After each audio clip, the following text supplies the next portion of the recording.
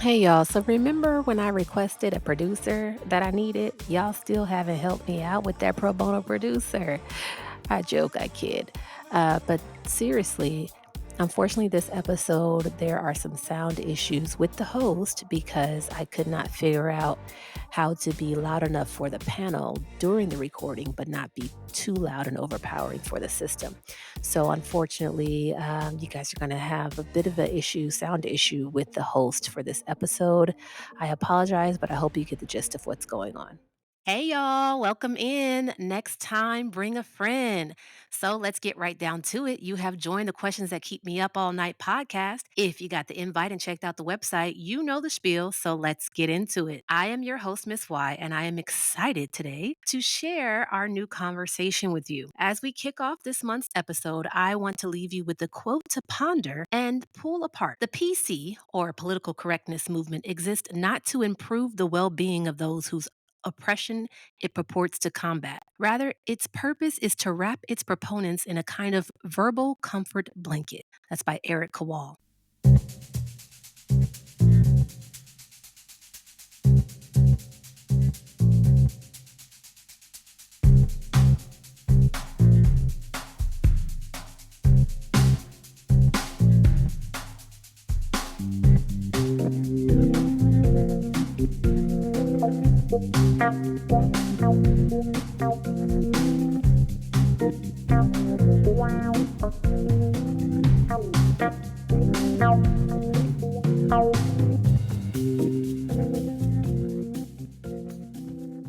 Before we dive into today's topic, I'm excited to announce our premier in person podcast coming to the Bay Area next month. Wow, it's already here. We've been preparing for this since January, and I can't believe it's already here. So if you haven't purchased your tickets, what are you waiting for? Hop on our website or run on over to Eventbrite and grab you a seat, honey.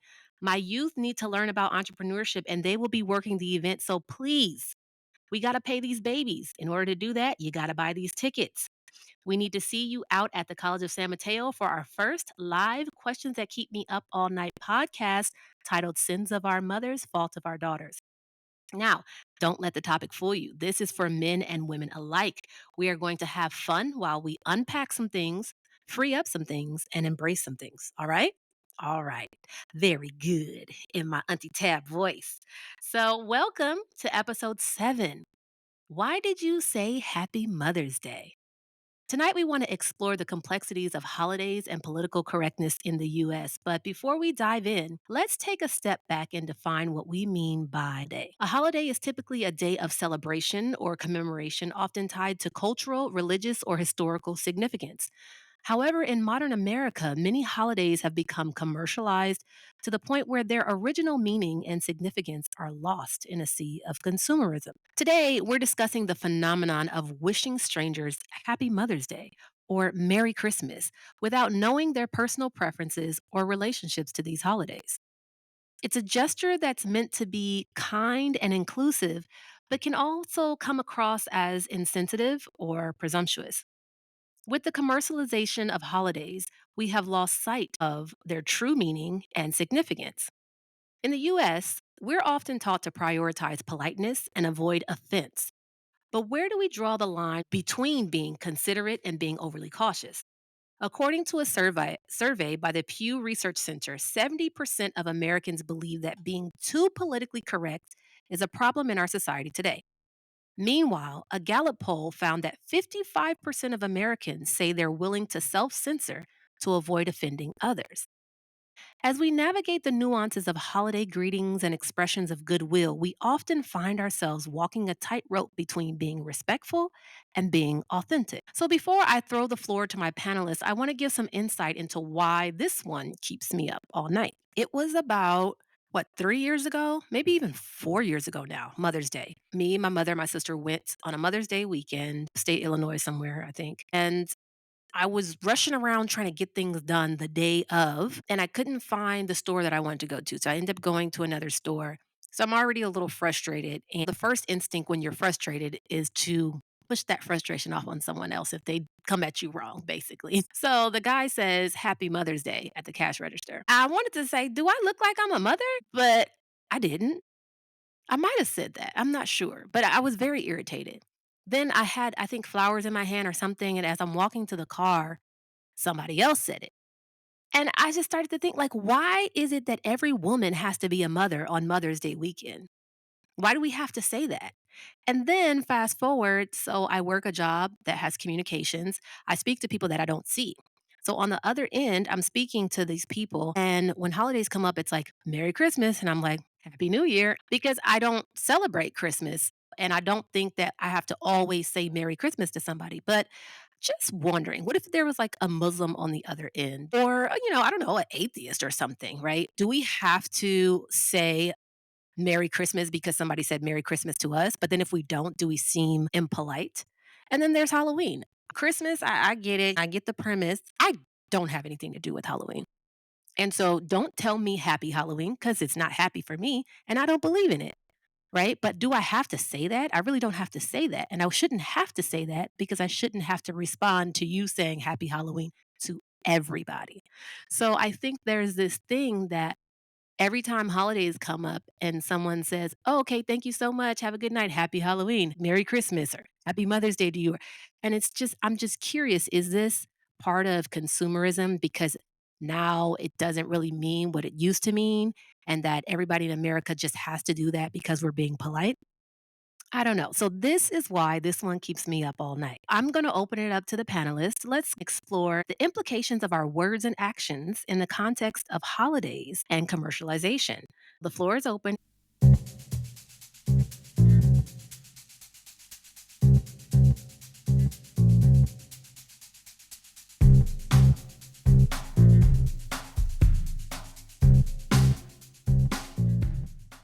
When I was a bit younger, I just didn't respond if it didn't pertain to me, or I would just say, like, I don't celebrate. Sometimes I find myself saying, when people say Merry Christmas, especially since I work in a clinic, I say Merry Christmas. I just don't deal with it. Happy Halloween, like there's nothing happy about Halloween to me. It's a time when people traditionally soak people's cars and do all kind of pranks, and it's just a terrible holiday. But when I study Christmas, there's a lot of dark things that are connected to Christmas as well. It's the Yule tide or the Yule log. It's a log that talks about perpetual light, and Christmas is not originally a Christian holiday. It's a pagan holiday, and it's a holiday that has to do with the sun.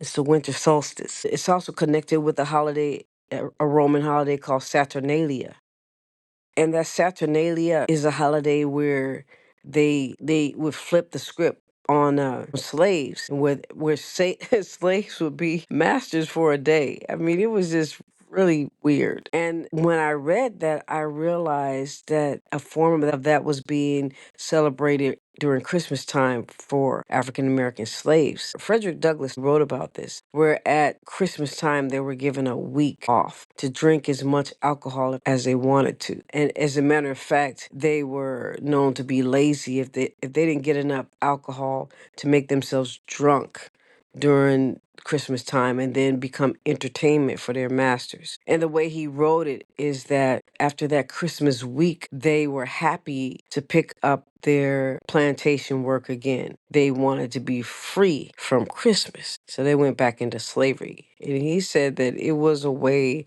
to pop the cork of slavery so that the slaves would not revolt. So yeah, that's a pagan holiday. But there are many holidays that people celebrate. We don't celebrate them, and so I say happy so and so. And sometimes people say happy Kwanzaa to me because they know that I celebrate Kwanzaa, and they may not, but they are just being PC to me. Wow, that's deep. So I just want to recap for those who've just joined us. We were discussing the political correctness in America and how everybody tends to say happy holidays, Merry Christmas, Happy Halloween, Happy Mother's Day, even to those who are not mothers. And is this like just being super polite? Is this giving into the consumerism to where these holidays don't mean what we think they originally mean? Because actually, The panelist that just spoke basically gave some background to where some of these holidays that we think are some people think they're Christian holidays, some people don't, but some of these holidays that we think are holidays or holy days or whatever are not that. And so we're kind of exploring when someone says these holidays, happy holiday, happy Halloween, happy whatever to you, do you just be politically correct back and say, thank you. Merry Christmas to you too. Or do you say, I don't celebrate that and then be the Debbie Downer? I find myself a lot of times trying not to say I don't celebrate that, but it's really hard for me to be fake. So what I do is kind of counter it with something else, or I don't say anything at all. Again, I was saying how I work a job where the people I speak to I don't see. So when they say something like Merry Christmas, I say Happy New Year. I don't know, maybe they don't celebrate New Year either, but I just come back with that. But then when it comes down to like Happy Halloween, there's nothing for me to say about that. I just don't respond. What do you think? Are you being politically correct when you say it back, even though you don't celebrate it? Or do you just go with the flow? I guess I never really thought about it as being politically correct. I never really thought about it when somebody says, like, happy whatever, that I don't celebrate it. I just say it back automatically just because, it's whatever.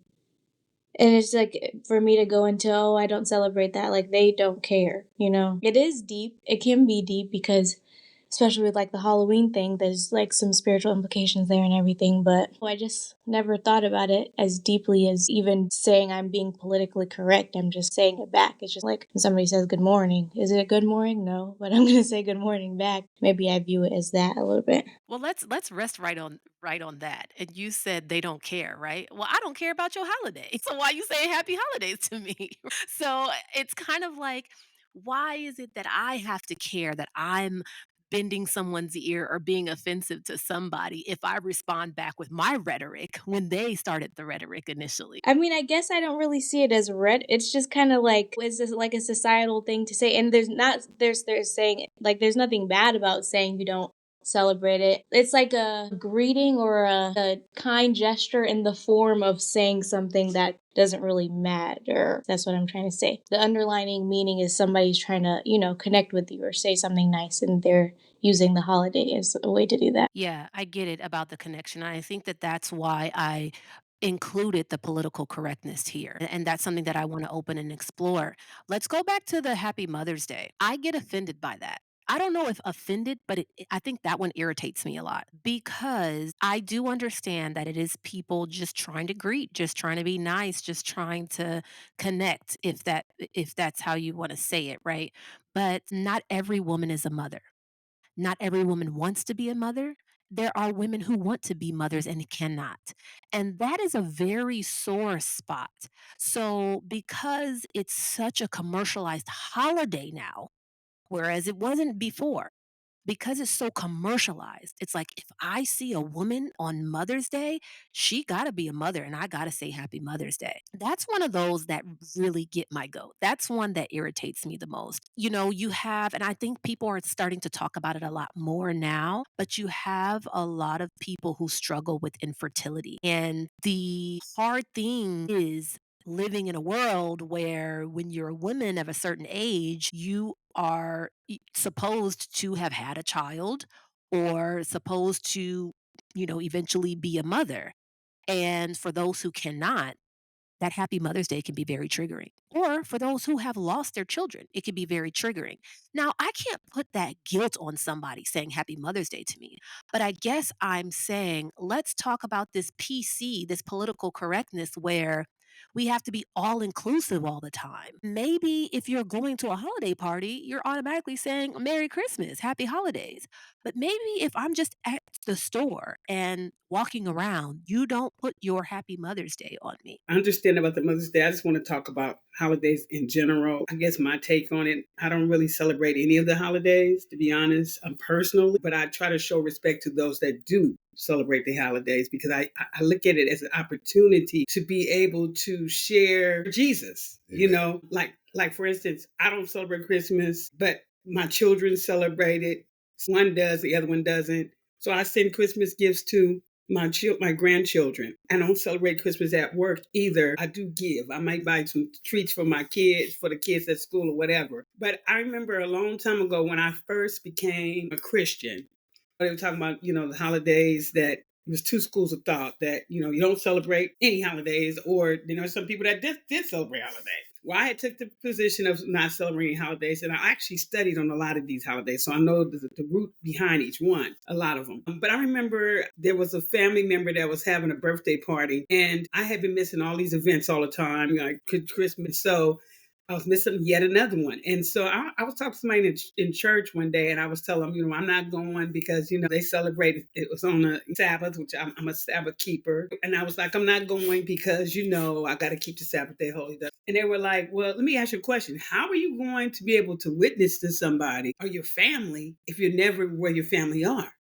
And where your family is, because most of the time people get together on these holidays. So how are you supposed to be a witness if you're not where they are? So that's kind of revolutionary for me, because before I started going to the holiday celebrations and stuff with the family and some friends, nobody wanted to hear nothing I had to say. They thought I was crazy. But after I started showing up and just being present, not partaking, but being present, then I noticed that family members started wanting to hear and get to know, what is this about this Christian thing? Or they started asking questions. From that, I started seeing, some of my family members actually become Christians because of it. And as time went on, I don't know if I would say politically correctness, but I just felt like it's a world of opportunity that you can utilize to witness to others by just simply saying, I see the most time when people get happy and jolly when they say Merry Christmas. Now, Halloween's a whole different thing. I don't even get down with that.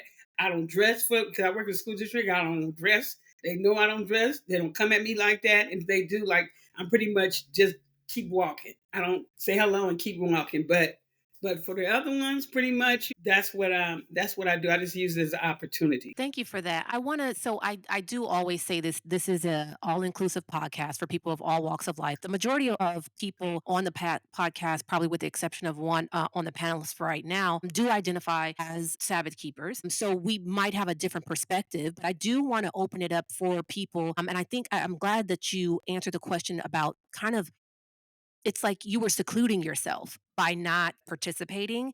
And so that led me to this question about causing division or bringing people together with the emphasis on political correctness.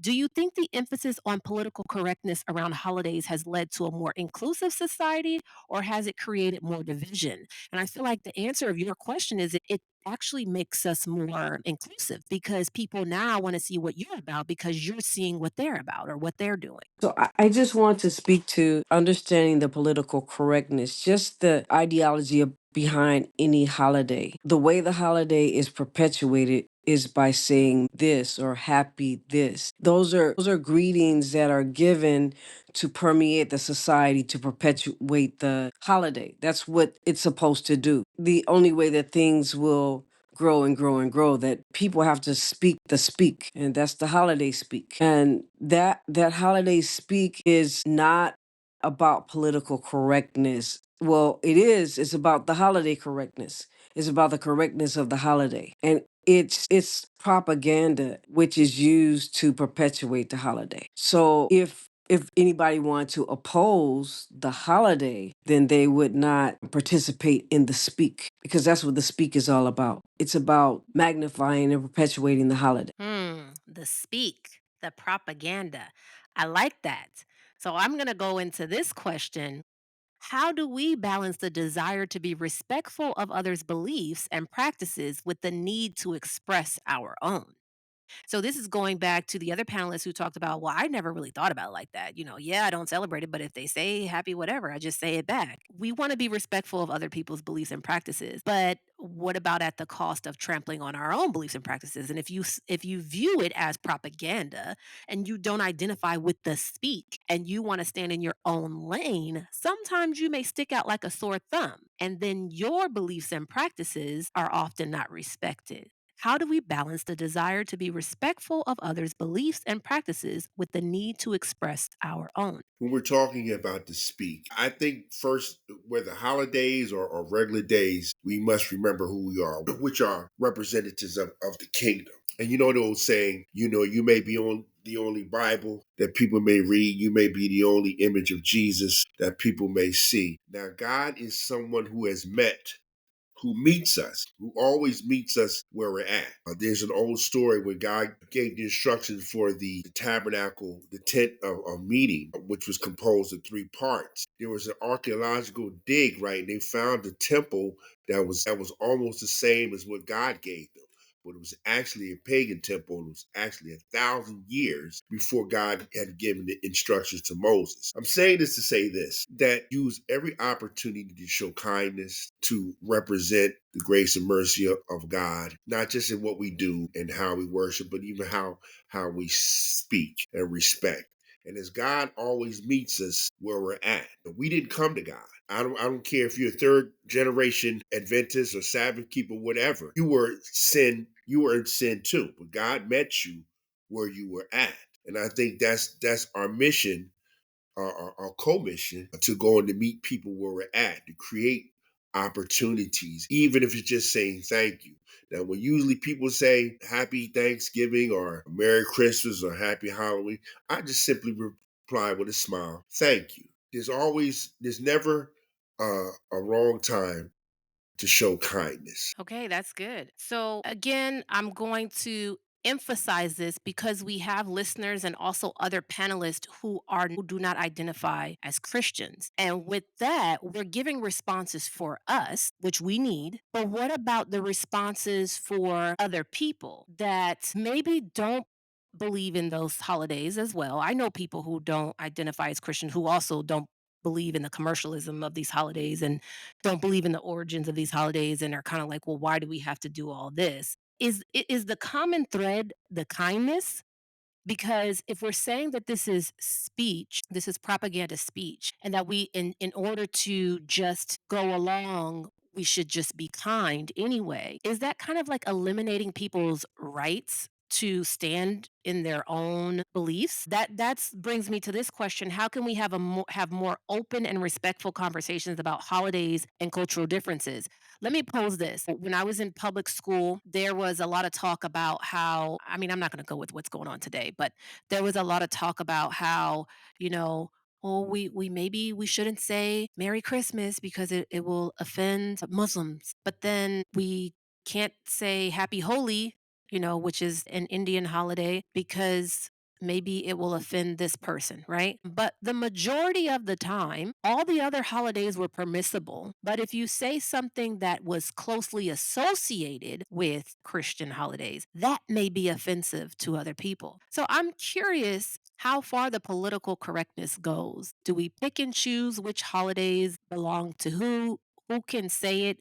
Who it offends, who it doesn't offend, and then what are the tools that we tell to everybody, to general populations, to people who are not believers, who may soon be believers, whatever it may be? What is the packaging that we're giving to people? Is it, oh, just say it back because we want to be polite?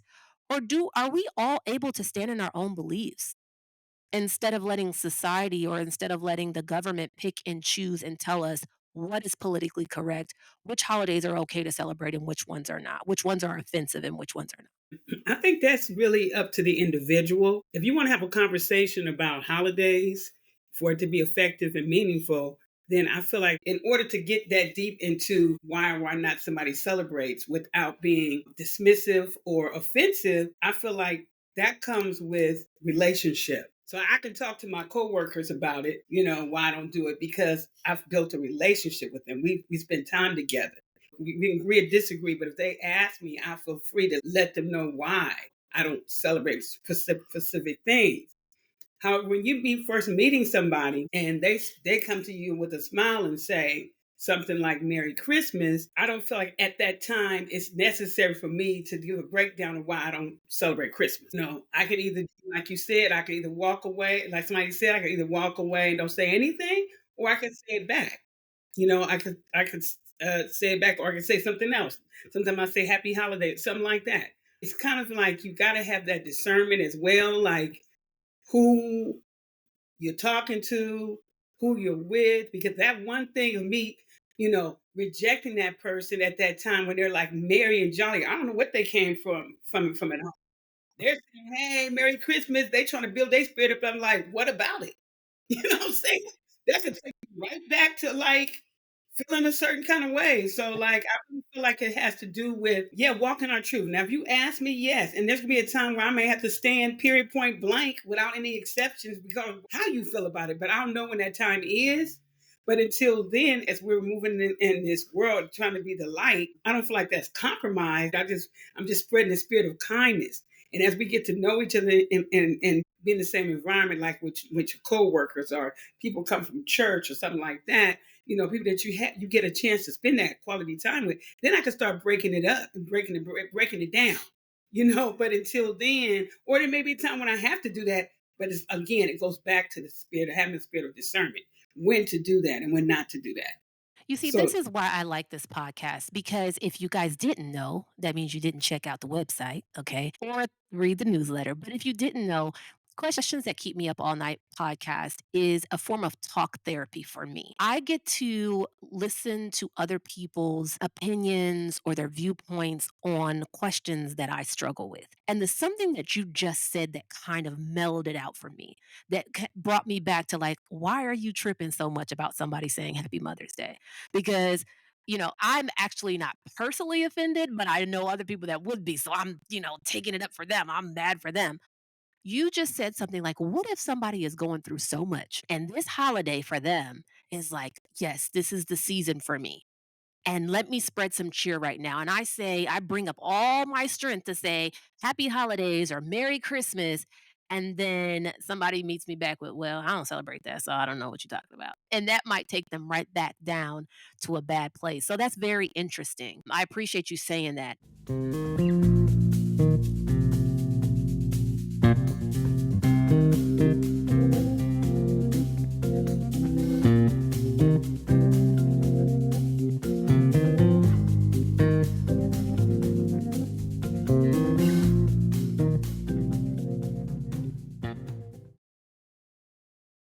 I just want to ask about social media. What role do you think social media plays in shaping our attitudes and behaviors around holidays and political correctness? Because I do think, let me just give an example. I have a friend who she was showing me back in her country how these people have become, famous YouTubers. They just for the tube did all of this stuff for Easter and videoed it and it was just you know, exuberant. It was crazy, right? And I mean, my response was, well, at least it's stuff she can use. It's clothes, it's this and all that. But I'm thinking like the way that social media goes so hard on these holidays, and then the next person wants to one up. Do you think that this plays a big part in what we do as a society for holidays? Well, yeah, social media is, as you know, as time goes on, it's shaping pretty much everything. So everything is for views, is for, how will this look on my story? How will this look on my feed? So whatever the aesthetic is for that year, the minimalist Christmas, let me do this, let me put some white and gray bells on my tree. Yeah, it definitely shapes, I don't know if it shapes the celebration itself of whether people celebrate it or not, but it definitely shapes the presentation of, or it could affect the celebration of it itself. Because if you see everybody else on social media celebrating Christmas, posting cute pictures, maybe you want to do that too. So I think social media affects virtually everything in our lives today, especially as young adults. And I don't think celebrating holidays is an exception.